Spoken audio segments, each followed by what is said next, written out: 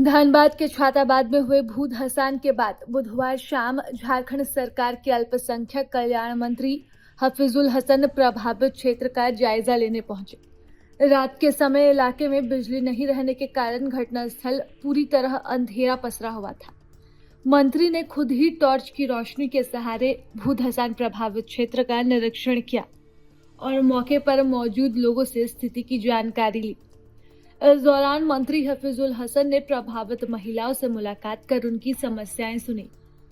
महिलाओं ने भूधंसान के कारण हुए नुकसान और अपने आशियाने उजड़ने की स्थिति से उन्हें अवगत कराया। मंत्री ने उन्हें भरोसा दिलाया है कि सरकार जल्द ही स्थिति पर काम करेगी और इस पूरे मामले को वह गंभीरता से ले रही है।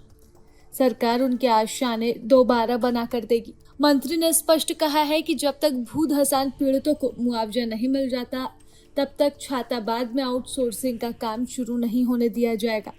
उन्होंने कहा कि इलाके में कोयला चोरी के कारण स्थिति और गंभीर हुई है। बीसीसीएल को छाताबाद क्षेत्र को तत्काल डेंजर जोन घोषित करने की जरूरत है। हफीजुल हसन ने बताया कि उन्होंने उपायुक्त को भूधंसान को लेकर आवश्यक दिशा निर्देश दिए हैं। प्रभावित लोगों की सुरक्षा और उनकी समस्याओं के समाधान के लिए प्रशासन को गंभीरता से काम करने को भी कहा है। मंत्री के दौरे के दौरान जीटीएस आउटसोर्सिंग के खिलाफ धरना दे रहे लोगों से भी उन्होंने मुलाकात की और उनकी मांगों की जानकारी ली। उन्होंने कहा कि प्रभावित लोगों के हितों की अनदेखी नहीं की जाएगी और सरकार उनकी समस्याओं के समाधान के लिए जरूरी कदम उठाएगी। अभी मैं जब यहाँ आ रहा था तो इससे पहले मैं डीसी साहब से बात किया। डीसी साहब को सख्त निर्देश दिए और उन्होंने भी आश्वासन दिया कि मैं डीटीएमएस को लेटर लिखूंगा और जो डेंजर जोन है उसको डेंजर जोन घोषित करते हुए आगे का कार्रवाई करें। मुझे बहुत सारा चीज मालूम यहाँ होगा। मैं पहली बार इस क्षेत्र में नहीं, एक दो बार पहले भी आया हूँ, लेकिन दूसरे प्रकार के भी आया। धनबाद में क्या हो रहा है क्या नहीं ये सब जानता।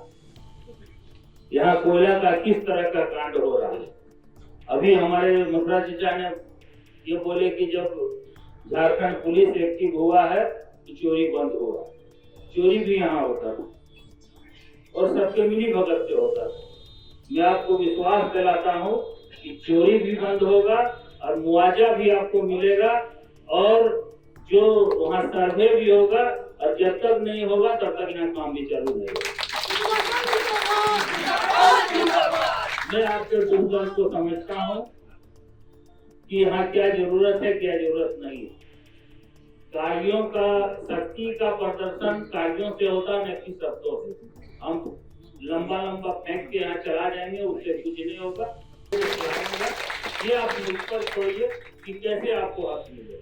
अभी यहाँ वार्ड साहब जो है इन्होंने भी एक मांग पत्र दिया।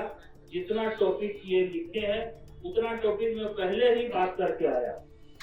मैं डीसी साहब से पहले भी बात कर चुका। जो टॉपिक आप देख रहे हैं वो बोले कि अगर वहाँ जा करके आप अगर फोन से भी बात कीजिएगा तो हम बात करेंगे। तो बात करके को दिखाने का कोई मुझे जरूरत नहीं कि हम डीसी से बात कर रहे हैं। ये कर रहे हैं।